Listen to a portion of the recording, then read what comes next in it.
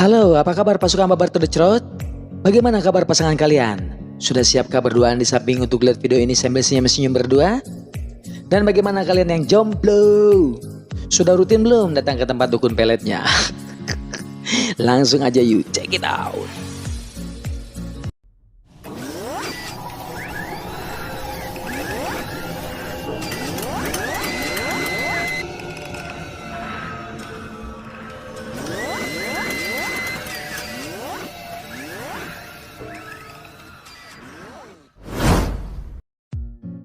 Bukan Pandawa 5 namanya kalau tidak menampilkan gadis-gadis Asia cantik bohai yang sedang menggali harta karun Firaun, coy. Cerita dimulai dari seorang yang bernama Ami. Dia menuju ruangan Pak Ketua alias Ketua.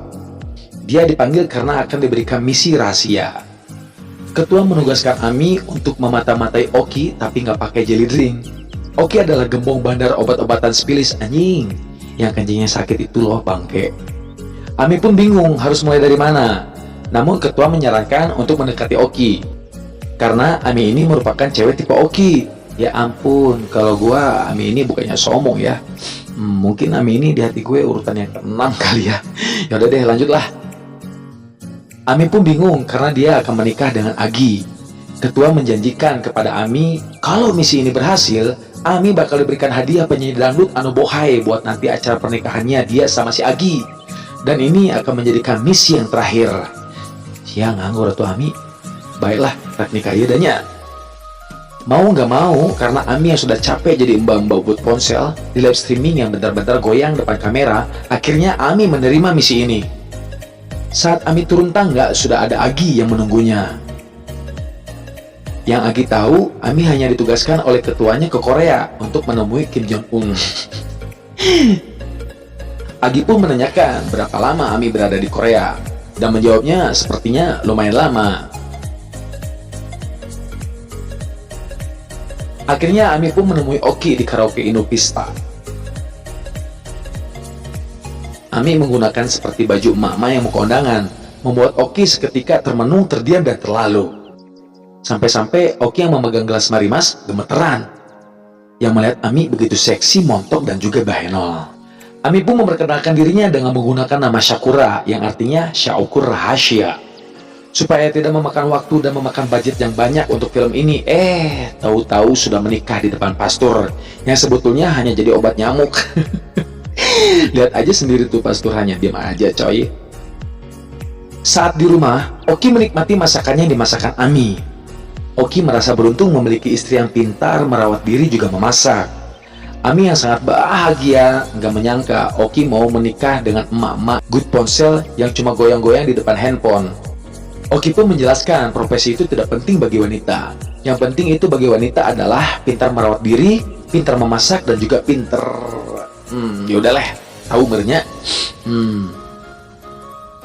Di dalam kamar, Ami yang nampak bingung apakah harus menjalankan misi atau harus menjadi istri Oki yang nggak pakai jelly drink ini. Dari belakang tiba-tiba Oki memeluk Ami dan ingin membuka segel yang sudah disahkan. Ami yang awalnya menolak, tapi nggak mungkin. Akhirnya pasrah segelnya dibuka. Ami kemudian diam saja seperti gebong cau yang membiarkan Oki saat naik turun gunung membajak ladang milik si Ami. Kebesokan harinya, Oki saat di kantor ditelepon ada yang memberitahu bahwa ada obat-obatan sipilis terbaru yang paling bagus. Oki pun menentukan tempat dan jamnya untuk bertemu.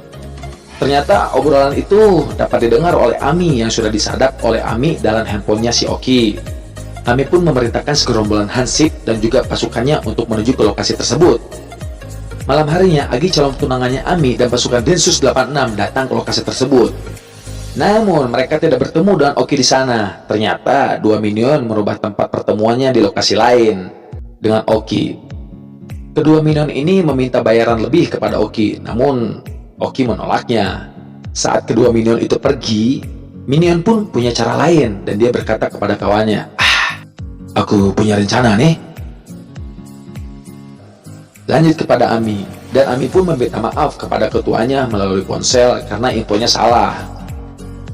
Dan Ami pun masuk ke ruangannya Oki untuk mencari bukti-bukti yang kuat agar dapat menangkap si gembong obat-obatan sipilis ini. Saat dalam ruangan Oki, Ami pun mendengar suara dari luar rumah, dan Ami pun mencari asal suara tersebut. Dengan menyewa topeng kostum yang sering dipakai di jalan Asia Afrika itu, dua minion ini masuk ke dalam rumahnya Oki. Namun mereka mencari dulu Ami, istrinya Oki. Dan ternyata Ami ada di belakang mereka dan menanyakan, "Siapa kamu?" Tanpa aba-aba, kedua minion itu langsung menyerang Ami.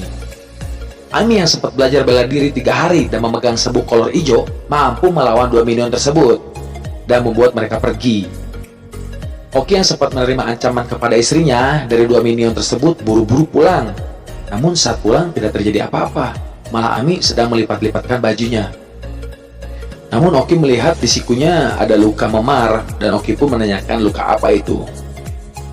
Namun Abi berbohong dan bilang bahwa itu bekas kepleset bajunya sendiri di kamar mandi. Oki yang gak percaya kepada Ami, dia lalu menarik Ami dan bertanya, apakah Ami mencintai Oki sepenuhnya?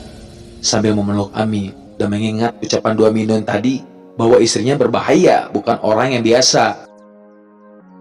Apalagi mengenai Densus 86 yang datang tahu ke lokasi waktu itu. Tujuan dua minion ini pun datang ke rumah Oki untuk mengetes keahlian Ami, dan ternyata dia benar hebat. Saat Oki mengangkatkan rok mininya, Ami langsung menolak karena masih bau oli bekas. Dan Oki menanyakan kenapa selalu menolak, dan Ami pun menjawab, "Gak apa-apa." Lalu Oki pun hendak menatap wajah Ami dan hendak untuk mencekiknya. Mengingat wajah Ami yang ngenakin itu, akhirnya niat Oki berubah, tidak jadi untuk mencekiknya. Dan terjadilah cangkul menjangkul walaupun sedikit pertahanan dari pemilik lahan.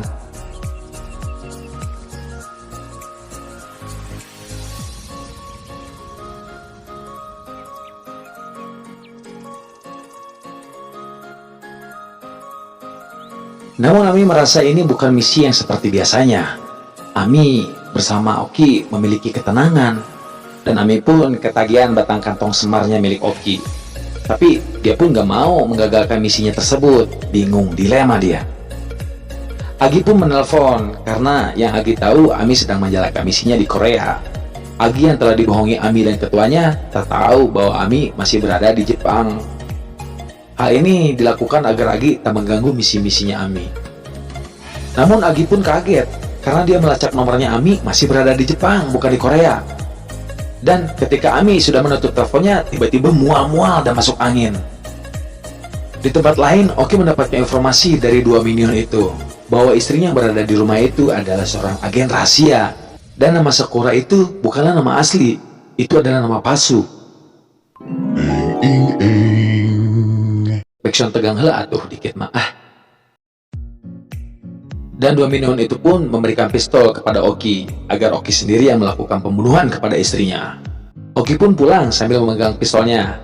Namun Oki menemukan cincin pernikahannya di atas meja. Dan Ami pun keluar dari dapur dengan menggunakan kostum sulap sambil memegang pistol juga. Dan Oki pun bertanya, apakah benar semua ini? Dan Ami pun menjawab, ya. Lalu Oki bertanya, jika aku tertangkap, apakah kamu akan membiarkan cincin ini sendiri? Tiba-tiba Ami menyimpan pistol itu, dan Oki pun juga ikut menyimpan pistol itu. Dan terjadilah tembak-menembak antara kantong semar Oki dengan serabi lempitnya Ami. Anjing, iya mah tembak-menembak naon atuh. Setelah ladang sawahnya Ami tersiram oleh si Oki, lalu Oki menanyakan apa yang akan kamu lanjutkan. A. Menangkapnya. B. Mengecrotnya. C. Menangkapnya setelah mengecrotnya. Jawabannya apa? Jawabannya B. Betul.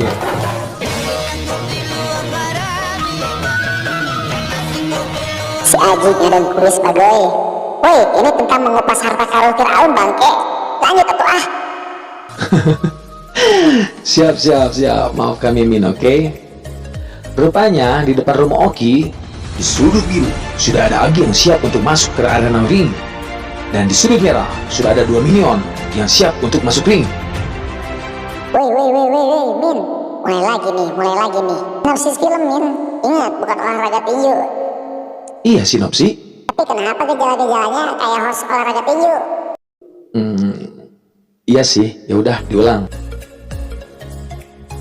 Rupanya di depan rumahnya si Oki sudah ada Agi, dan di sisi lain sudah ada dua minion yang memegang pistol dan siap membunuh Ami.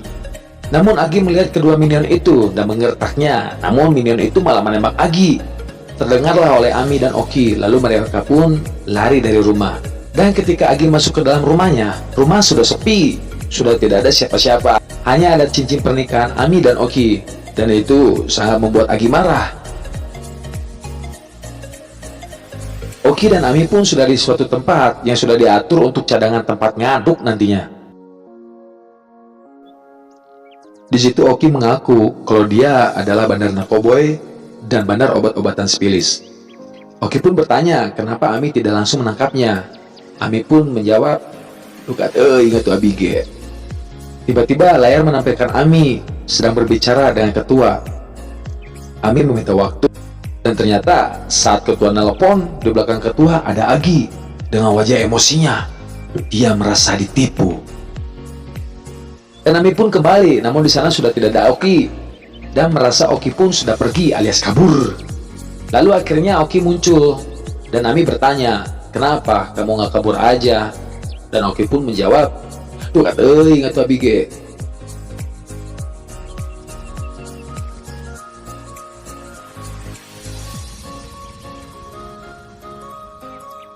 Lalu, Lukat, ingat tuh Abige.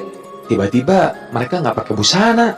Cangkul-mencangkul lagi kantung semarnya si Oki yang bergerak bebas di ladang luasnya si Ami. Enak benar. Namun setelah beres enak-enak, Ami pun merasa mual-mual. Dan Oki pun berpikir mungkin itu hasil tek dungcang ucang anggenya bersama si Ami. Tiba-tiba Agi datang dan menodongkan senjata kepada Oki yang sedang tidak menggunakan busana, menutupi di belakang Ami.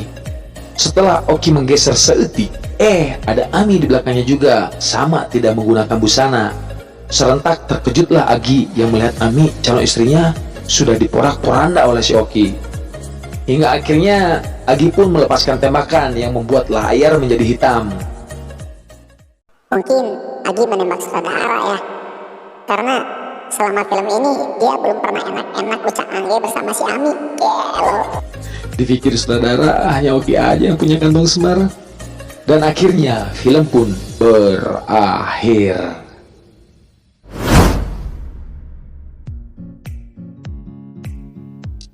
Akhirnya membagongkan kan guys. Hikmah dari cerita ini, janganlah merendahkan harga diri demi sebuah profesi.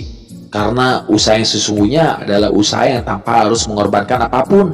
Anjir, udah kayak Mario Pejuh aja gua. Oke guys, terima kasih buat pasukan Babar Tudecrot yang sudah menyaksikan film ini. Sampai jumpa lagi di video barbar selanjutnya. See you next time. See you everybody.